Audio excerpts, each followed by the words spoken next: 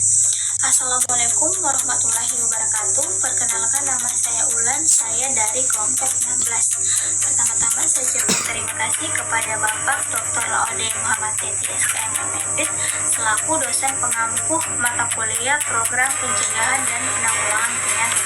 Di sini saya akan mempresentasikan hasil PowerPoint kami dengan judul program pemberantasan penyakit tetanus. Adapun dari definisi tetanus sendiri yaitu tetanus berasal dari kata Yunani yaitu tetanus yang berarti berkontraksi.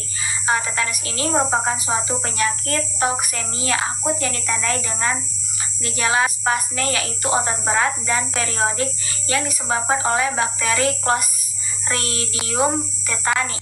Bakteri ini merupakan gram positif yang menghasilkan neurotoksin yang akan menghambat pelepasan neurotransmitter di susunan saraf pusat. Adapun frekuensi kejadian tetanus secara global. Secara global selama tahun 2011 sampai 2016, laporan kasus tetanus selalu kurang dari 20.000 kasus per tahun. Di Amerika Serikat pada tahun 2019, sebanyak 26 kasus tetanus dilaporkan melalui National Notifiable Disease Surveillance System. Dari 29 kasus tersebut, ada 2 pasien meninggal dunia akibat tetanus.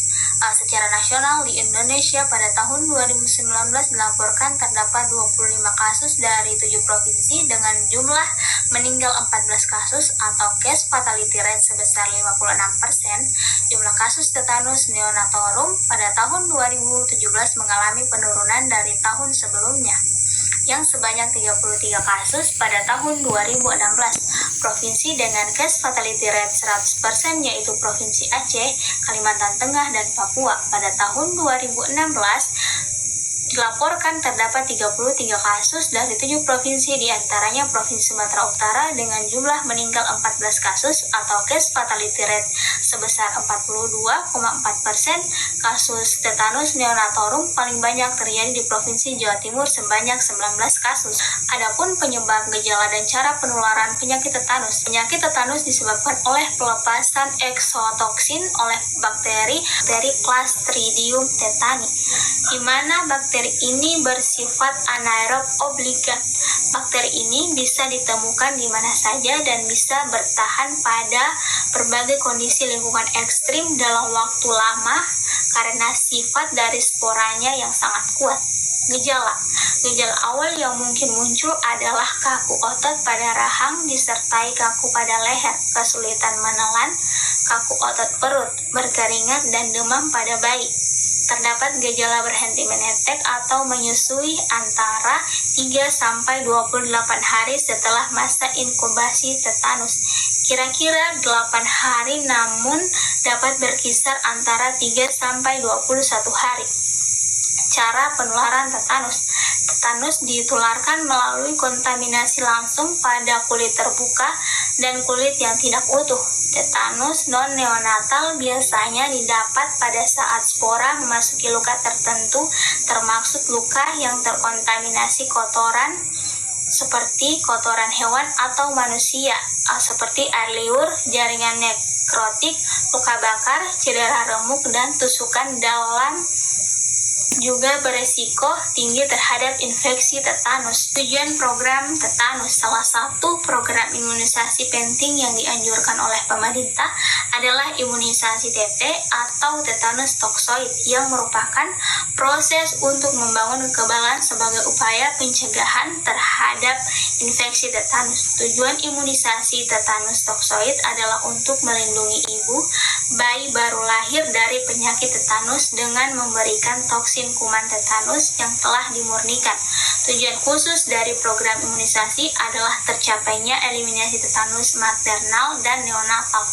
Indikator dan target program tetanus. Menurut laporan Kementerian Kesehatan tahun 2018, cakupan vaksin tetanus toksoid di Indonesia masih cukup rendah, terlihat dari 5.290.235 ibu hamil yang mendapat tetanus toksoid 1 atau 23,4% dan 1.155.907 ibu hamil yang mendapat tetanus toksoid 2 atau 21,8%. Karena cakupan vaksin tetanus toksoid yang tidak memadai, sebanyak 9,8% dari 184.000 bayi baru lahir hidup di Indonesia akan meninggal.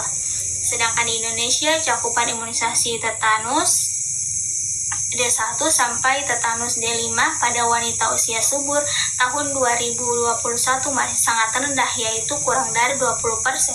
Cakupan tetanus D1 sebesar 17,4%, tetanus D2 sebesar 16,5%, tetanus D3 sebesar 9,5%, dan tetanus D4 sebesar 7,8%, dan tetanus D5 sebesar 12,5% menurun dibandingkan tahun 2020 sebesar 15,8%. Pencapaian minimal yang harus dicapai salah satunya adalah cakupan imunisasi nasional pada tahun 2011 sampai 2020 ditetapkan minimal 90%, cakupan imunisasi di kabupaten atau kota minimal 80% pada tahun 2019. Strategi dan kebijakan program tetanus. Strategi pengobatan tetanus melibatkan 3 prinsip utama, yaitu menghancurkan organisme yang terdapat di dalam tubuh untuk mencegah pelepasan dan penyebaran toksin lebih lanjut, dan menetralisir toksin yang terdapat di dalam tubuh serta meminimalisir efek dari toksin yang telah terikat pada sistem saraf pusat. Salah satu langkah pemerintah untuk mengeliminasi tetanus neonatorum adalah dengan pelaksanaan program imunisasi tetanus toksoid atau TT. Banyak faktor yang berhubungan dengan pencapaian cakupan imunisasi TT ibu hamil seperti pelatihan petugas imunisasi, kerjasama lintas program sektoral, pencatatan dan pelaporan, pemantauan wilayah setempat atau PWS, dan penyuluhan. Pencegahan dan penanggulangan tetanus. Pencegahan tetanus dapat dilakukan dengan pemberian imunisasi sesuai jadwal dan booster untuk efek imunitas yang lebih panjang terhadap toksin tetanus. Imunisasi tetanus pada bayi dan anak diperlukan untuk meningkatkan imunitas.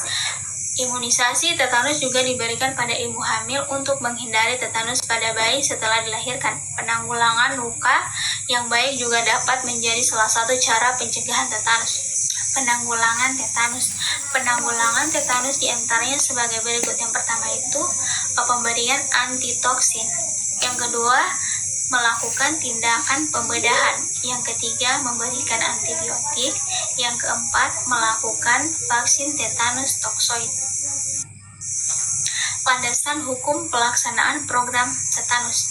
Landasan hukum pelaksanaan program pencegahan tetanus terutama melalui imunisasi tetanus toksoid atau TT dan vaksinasi lainnya diatur dalam berbagai peraturan perundang-undangan di Indonesia. Yang pertama itu Undang-Undang Nomor 36 Tahun 2019 tentang Kesehatan.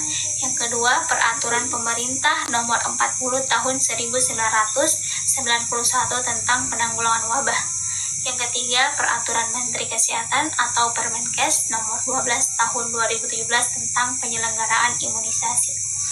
Yang keempat, Peraturan Menteri Kesehatan atau Permenkes Nomor 42 Tahun 2013 tentang penyelenggaraan imunisasi. Kelima, Keputusan Menteri Kesehatan Nomor 16-Menkes-SK-11-2005 tentang pedoman penyelenggaraan imunisasi. Yang keenam, Undang-Undang Nomor 4 Tahun 1984 tentang wabah penyakit menular.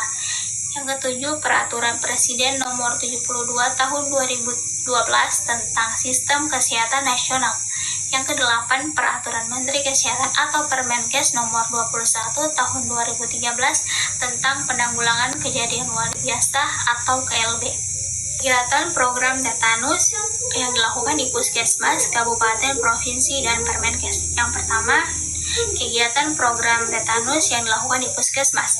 Kegiatan program pemberian vaksin tetanus yang dilakukan di Puskesmas itu meliputi imunisasi TT untuk wanita usia subur atau WUS, imunisasi T2+ pada ibu hamil, screening status imunisasi, bulan imunisasi anak kesehatan atau WIAS, penyuluhan dan edukasi, pendataan dan pelaporan, pelaksanaan imunisasi rutin. Yang kedua, kegiatan program tetanus di kabupaten atau kota. Berikut adalah beberapa kegiatan program pemberian vaksin tetanus yang dilakukan oleh pemerintah kabupaten atau kota berdasarkan pada hasil pencarian dari jurnal dan laporan. Yang pertama, imunisasi tetanus toksoid atau TT untuk wanita usia subur atau WUS. Yang kedua, bulan imunisasi anak sekolah atau BIAS, penyuluhan dan edukasi, pemantauan dan pelaporan KIPI, program maternal dan neonatal tetanus elimination. Yang ketiga, kegiatan program tetanus di provinsi.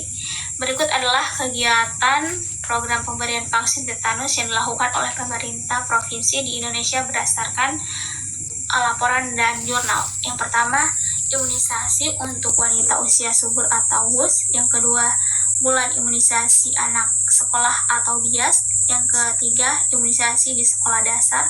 Yang keempat, kolaborasi dengan puskesmas dan poskesdes. Yang keempat, kegiatan program tetanus di Kemenkes. Berikut adalah kegiatan dan pendekatan yang dilakukan dalam program ini. Yang pertama, imunisasi tetanus toksoid atau TT, pemantauan pelaksanaan imunisasi, kerjasama dengan Kementerian Agama, edukasi dan penyuluhan, pengumpulan data dan penelitian.